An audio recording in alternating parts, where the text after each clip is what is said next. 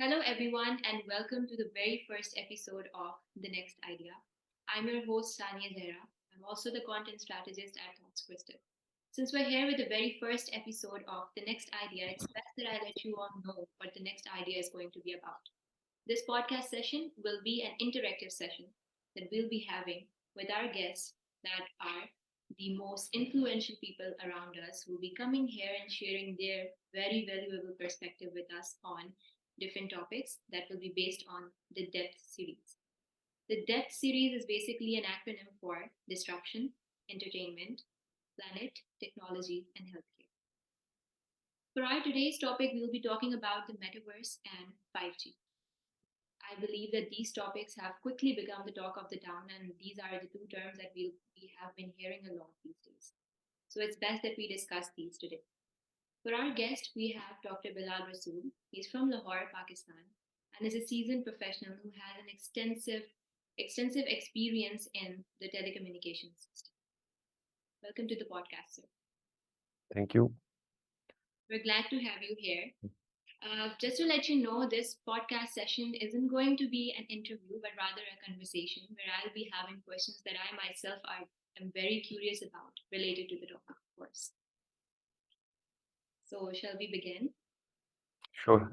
And thank you for Right, having me. sir. Being a communication student myself, I keep hearing these terms: the metaverse, the evolution of 5G from 4G to 5G. I'm really curious what these terms actually are. How would you explain these terms to me? Right. So there are two aspects to it. So one is the technology. So as you mentioned, 5G is one term. So obviously before 5 comes the 4G, the 3G, and what preceded it. And after 5G is something that we are talking about, which is 6G, obviously. So these are simply the generations of the technology, and specifically on the mobile side, on the wireless side. So where the first generation of mobile telephony per se was more analog, it had very much limitations in terms of how you would make use of your devices. So in an analog manner, it was rather inefficient. You could not send data. It would be just a basic call. It would in fact not even hand over per se. So you would make a call and you would drop at a certain stage. You would just not be able to carry on with the call. 2G introduces certain digital aspects. So it from analog we shift to digital. So that means we're talking in terms of ones and zeros. And here with the focus is still voice, but there is capability to do some basic internet kind of activities. So you would see Edge or E on your handset and you'd figure out, I'm on a 2G data connection rather than a 2G voice. Then comes 3G, and now we're talking of higher speed. So it could go up to 2 megabits per second. So what we now in today's world perhaps look at 2 Mbps as not even good enough. For 3G, 2 was somewhere around the maximum when it was introduced. Then enhancements came to 3G, and then there were certain um, frequency addition, so you could make more use of these frequencies to make more use of 3G. 4G became more of a paradigm shift in terms of where 3G was still a person-to-person communication. So I would do a data interaction largely between people. 4G enabled a lot of platforms. So social media platforms. So Twitter became something. So you could interact, you could send something. Facebook became something of value. So it enabled a lot of social applications, interactions over the internet by use of 4G. So now the question becomes that what does 4G do that it enables this? So it obviously offers you a better pipe to download data, to upload data. We're not talking of 2 Mbps anymore. We're talking now in hundreds of megabits per second, depending how many network resources you have. But the technology at least allowed for it to go up to those speeds. And when we go on to 5G, so where the internet is perhaps two-dimensional, then 5G comes in and becomes more three-dimensional. So you start looking at virtual things. You can imagine a 3D picture. You can even go into sensory aspects. So you can feel a touch as well. So if you can have a glove with sensors, you can also get a feel of what you're touching on this side or the other side. So uh, to say 5G then starts to interact, starts to get starts to create a virtual environment where you can do certain things. So in doing so, you need big pipes. So when we talk of, and I jump ahead, when we talk of autonomous vehicles, for example, or when we talk of self-driven cars or something that can be virtually responsive to you as well and virtually visible, then you need not only speed, because you're not looking at a picture. So if I was to send a picture, it would have, a very little size. But if I'm talking of a video content, it has a high size and therefore requires a bigger pipe. When I look at now a 3D picture, so it's immersive, submerged per se, then we're talking a lot of data being transmitted. And if you're talking of an autonomous aspect, so you're driving a car or you're letting a machine drive a car, you want it to respond very quickly. So now we have what we call latencies, so that the networks can give you back information very quickly. So to go back to the question, the generations of the technology is what we call the 1G, 2G, 3G, 4G. So in almost all countries, 4G is somewhat deployed. 5G is something that has started to pick across the globe, where the requirement has started to come. So where there is a need, it obviously comes.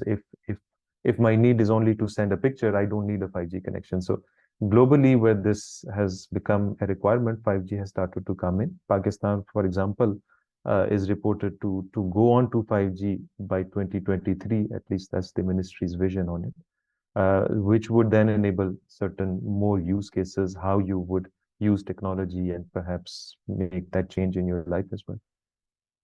All right. So what I get from this is that we're giving dimensions to the generations of the internet, and it's not just about the bandwidth or the speed anymore. Correct. Correct. Exactly. So just enabling a dumb pipe, as we would say, would not, make the complete picture. You then also need to make it needs to create a change and enable certain aspects, what we call use cases. So you could generate many other use cases that you can think of in the healthcare that you mentioned as part of the depth program, for example. So it enables use cases on the healthcare. So you can have a doctor sitting somewhere else in Islamabad, in Shifa, in a good hospital, for example, and the patient being in a rural area but not having access to a good doctor. So in order to have that good analysis and a doctor going through a patient's records, or maybe even touching it, so he could perhaps have a feel by touching, virtually, and all the results. So he could even conduct a surgery. So obviously the reaction that me with a needle or with a knife, performing with a surgical instrument, performing an operation, it shouldn't be that, there's a jitter, there is a gap that, I cut and it's still not cutting on the other side, or I don't get back the information on this side. So it's about enabling those use cases, and the platform in terms of the generations ensure that, it gives you the right speeds and the right latencies. Sure. Sir, you mentioned about the use cases, and that was actually what my next question was going to be. But before that, we'd like to take a short break, and we'll be back and then continue with the podcast. Is that okay? Sure. Sure.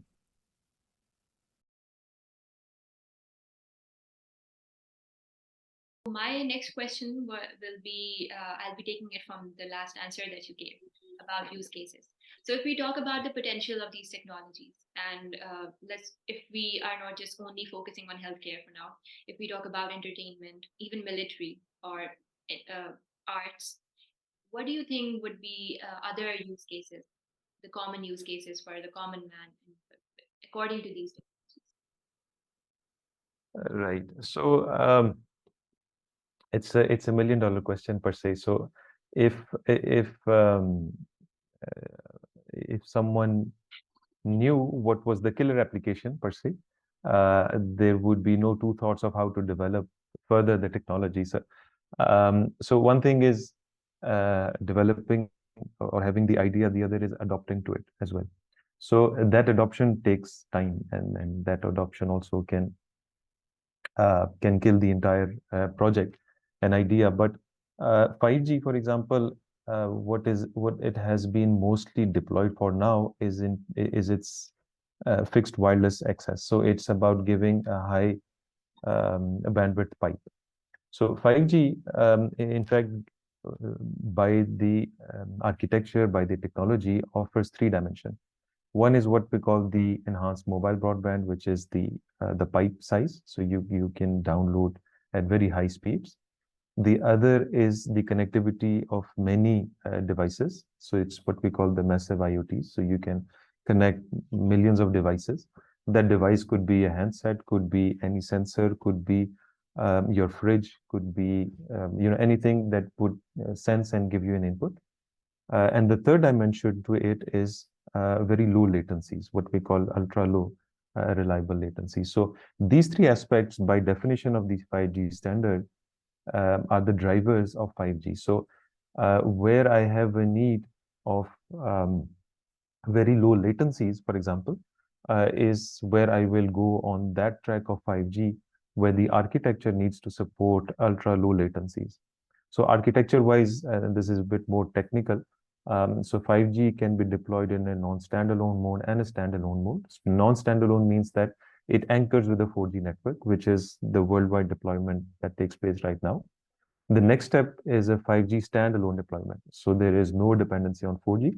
And by virtue of that, the architecture changes and mobile edge computing comes in. So all that does is that instead of having a centralized network, you decentralize it as much as it possible. So instead of data being carried across a state, for example, or wherever that switching node is, you just put the hardware closer to the user. So this is what we call edge computing. So it's at the edge of the network and closer to the user. And when you do that, the latencies reduce.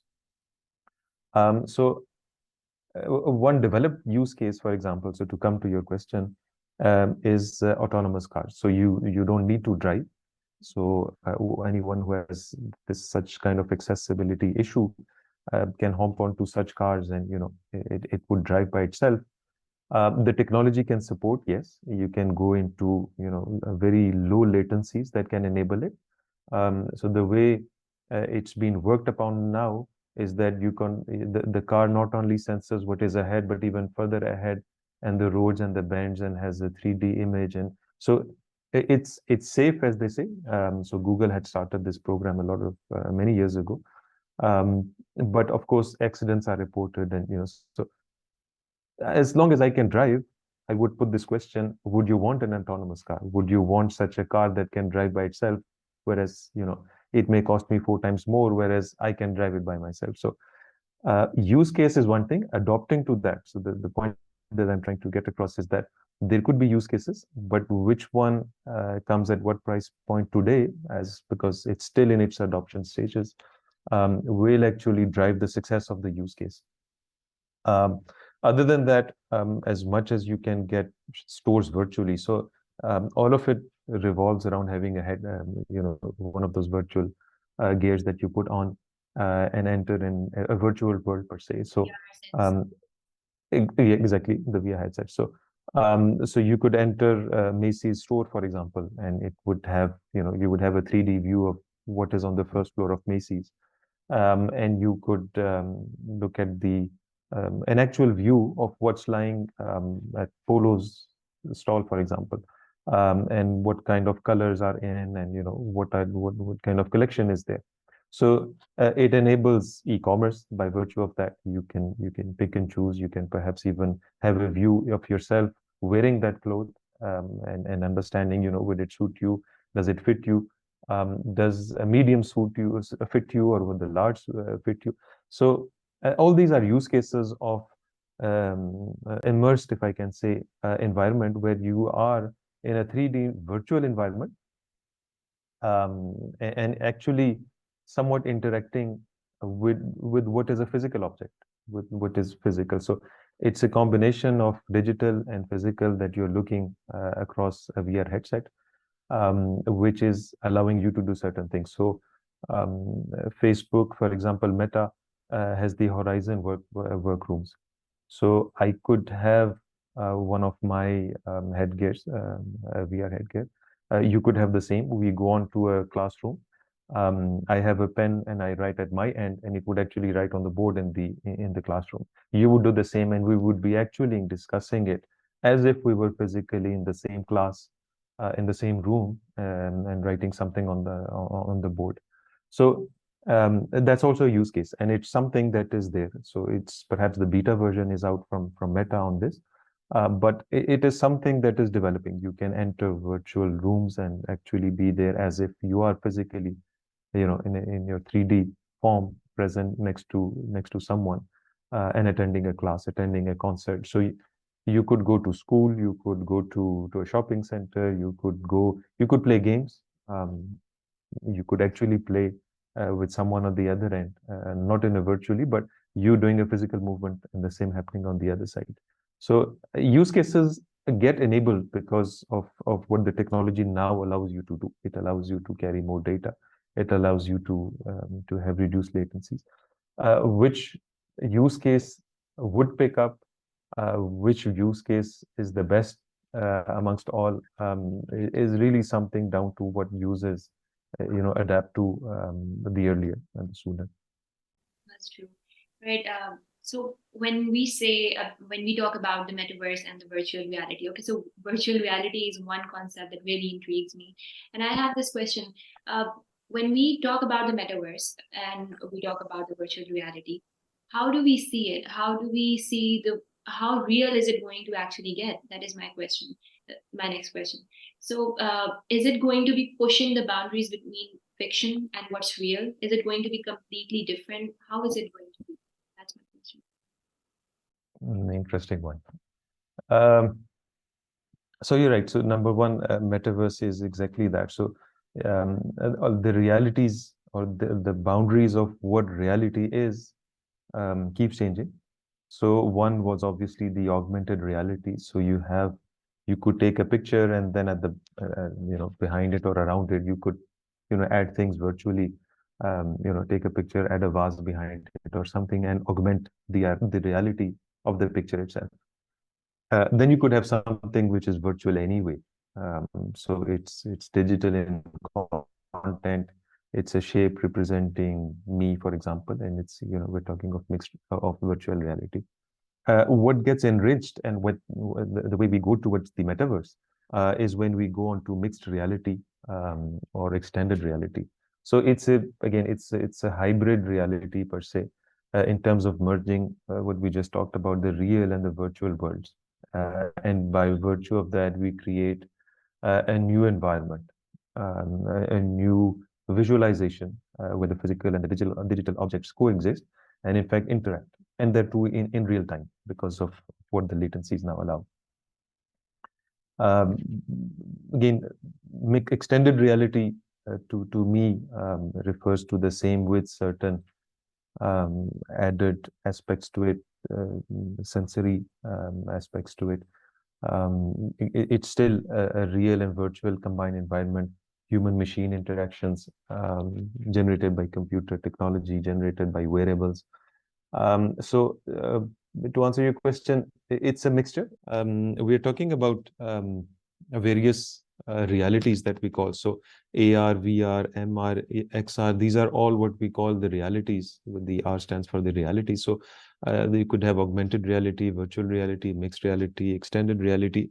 The last two in particular are hybrids of real and virtual worlds. So it's it's about how me as a real world bring in on top a virtual world and produce a new environment and new visualizations and have physical and digital objects coexisting and interacting in real time aspects.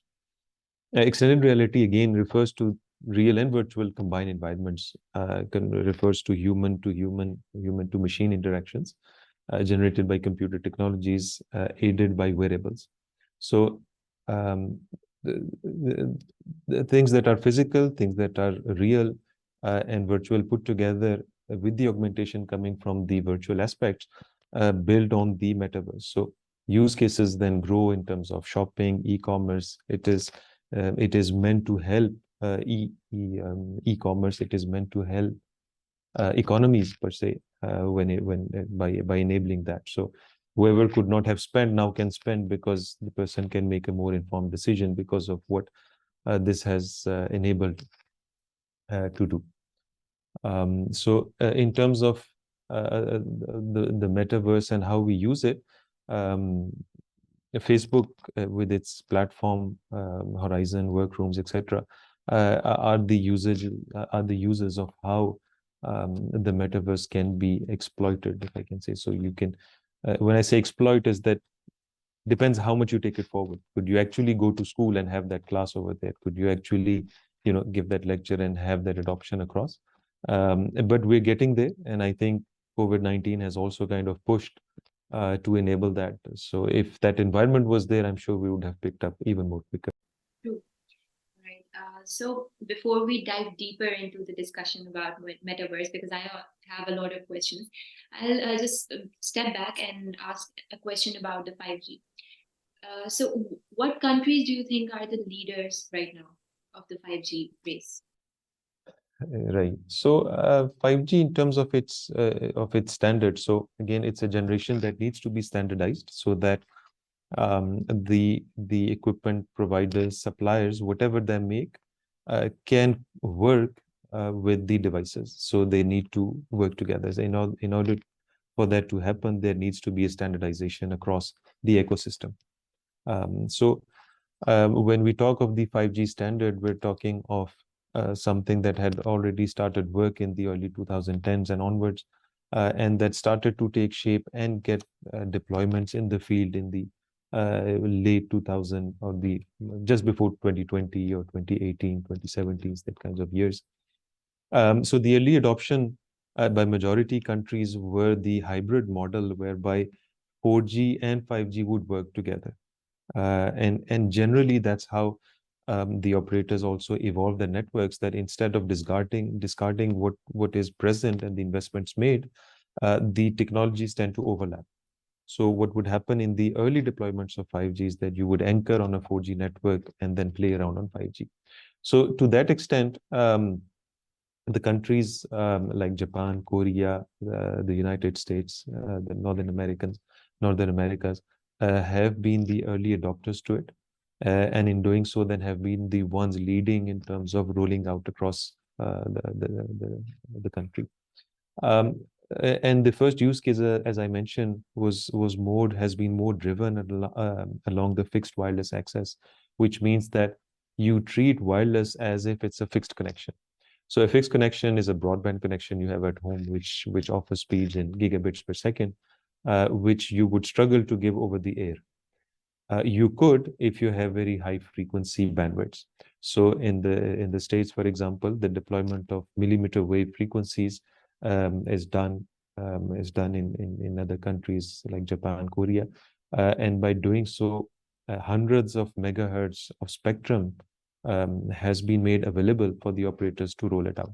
And once you have a 5G architecture ready, running on a very high spectrum of hundreds of megahertz, then obviously you are good to go to offer gigabit per second kind of speeds to the user over the air. So um, the countries of the Americas and Japan and the likes have been leading. So now we're going into the second part of the 5G deployment, which is the standalone. So it does not anchor on a 4G network. Everything would take place on a 5G network. So again, the likes of the Americas and Japan and the UAE as well, for example, have been the early adopters of 5G in a standalone mode. And what that does is that it allows you to perform on low latencies. And when you have a low latency, it means you have a low round trip time. So whenever you send packets, they get delivered very quickly. There is no lag, there is no jitter, there is no lag in the frame. So it's one thing giving speed, it's one thing ensuring that the latency or the delay between packets is low. So that mode is now picking pace. So I'd like to believe a handful of countries are actually now in that direction. And again, once that takes place, the rest will follow. But one of the reasons that it has not been popular per se as yet is the use case. So if I can deliver a use case of augmented reality or of the virtual reality coming out of Metaverse on a 4G network, which is running on high frequencies, or on a 5G network that is non-standalone, a question becomes, do I need to roll out a standalone itself? Now the use of autonomous cars and all that has started to take place as well. So that has started to roll out, to give the way to start rolling out the standalone network. So again, coming to the question, the Americas, North Americas, Japan, and these areas, these countries are the one picking up, going in that direction, to have a full-fledged 5G standalone network. All right. And do we think that there is a competitor or a competition to these early adopters? Like, for example, the company SpaceX that is owned by Elon Musk. Do we think that that company could become a potential competition to these deployments to these countries? And if that could become a race in itself, if there is a competition, who would win that? So partially, yes, I'd like to believe that. Um, so what is different in what Elon Musk has done? The use of satellites has always been there, but because they reside so high up in the universe, outside the Earth, the round trip distance and the latency becomes so high that you cannot have good streaming, you cannot have good video content data usage. So what tends to take to fill the space is when the satellites actually are closer to the Earth, and when they are closer to the Earth, then they go around the Earth by the way the mechanics um, of the Earth spinning around the sun, etc. work. So we have then what we call middle Earth orbits and low Earth orbits. So the closer it is to the Earth, then obviously the lesser the distance it is to the devices, to the system, to the network itself. So what they have, this company has, is that they are now deploying satellites which are on the LEO, on the MEO as well, on the middle Earth orbit, whereby they can offer good latencies and therefore good data services. The way it works, and the way you need to understand their product, is that you would have a satellite dish outside your premises looking up towards the sky, and catching a satellite that is going around in circles. So every time there is continually a beam coming from the atmosphere, from those satellites towards that dish that is installed outside your premises. Um, so I can't roam around with it as of now. I can't say that, I'm going to go by car and I'm going to drive to the shopping center and do that kind of a connection, because I would continually need to actually adjust myself vis-a-vis the transmitter, which is high up in the orbit. But when I say that I want to have a good wireless connection, or a good connection at home, and again, going back to the earlier discussion that we were having, that 5G's best and top use case to date has been the fixed wireless access, which is that you provide a broadband connectivity at home, not on fiber, but over the air. So deploying fiber means a heavier cost. The way you lay the fibers, you protect them, and so on. That is more costlier, and you could do that at a lesser cost over the air. So fixed wireless access is that space. To that, I believe it is a competition, because you are providing a connection to a stationary user at someone's house. He probably has a modem which is picking up the signal of that 5G signal from that mobile operator, and giving a good speed within the premises. But if you have that dish from the supplier of Elon Musk company, then obviously you could do the same. So if it is cheaper, then I'd like to believe that it has a very tough competition to offer to the mobile operators in that domain.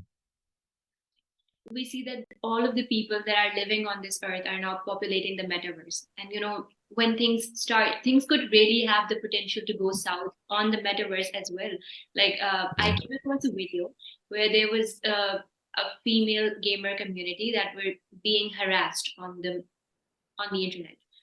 And with the concept of anonymity, and metaverse is going to have a very high percentage of that. So do you think things could go really south on the metaverse with respect to harassment or other things that exist in the real world as well, now that the people will have an access to anonymity on a very high? You're right. The potential for that to happen surely is there. So how safe it is, how well is it treated, will determine a lot of things, and whether I come anonymously or as Bilal onto certain networks, and how do I stop various things. So again, regulations, what kind of legal aspects to it, cyber laws around it, will determine a lot of how it gets shaped up, and if it stays aloft or it goes south, as you mentioned, whether it has that risk. It surely has. So obviously it would still have a usage. How much do people trust it? How much do people come on board on it? How much people adopt it will matter a lot on how safe per se, and how secure things would be at their end. I guess time will tell. That's true.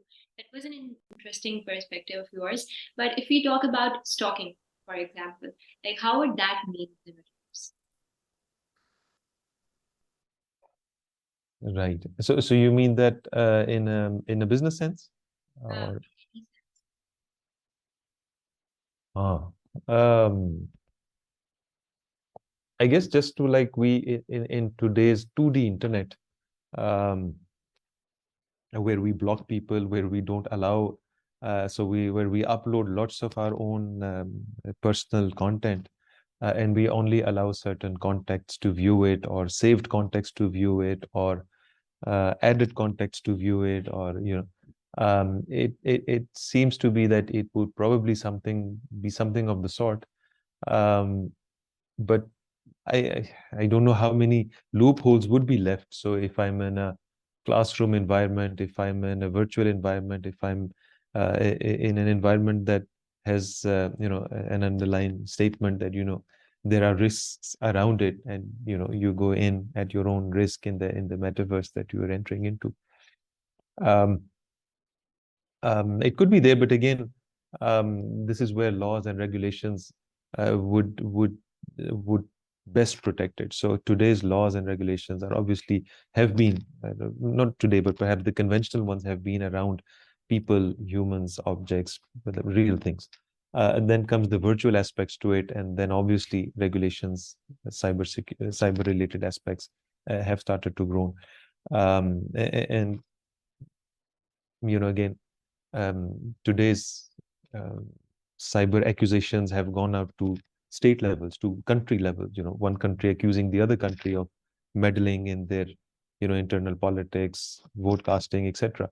So imagine providing a platform of being able to vote through, a metaverse kind of environment, and then you have this accusation coming through that, another country has come up and is tried to do so. A lot of the security around it, a lot of the laws around it, a lot of what is an evidence and what is not, what are the watermarks that you leave behind when you do such a things, determines how much that can happen and how much that can be stopped and discouraged. And if it does happen, what kind of sufficient evidences qualify for it to go into punitive action. I really appreciate your perspective on this one, because I believe that there are going to be 100 ethical dilemmas attached. That's another paradigm to it, that in terms of stalking, do we agree to one definition, or in terms of what is ethically correct and not correct? I think the world as a whole has evolved. What we would view as something not so ethical not very few years back, has actually gone into legislation and has become ethical. So how that translates in a metaverse is an interesting context and a good observation to wait and see how that happens. Thank you so much, sir. These were all the questions that I was always curious about, and I'm sure I have left on a lot of other things. But as I mentioned before at the very start, that this isn't going to be like an interview, but rather a conversation. So, the things that I might have missed out on, would you like to share your perspective on something else that I may have not asked you? I think all the questions were interesting and very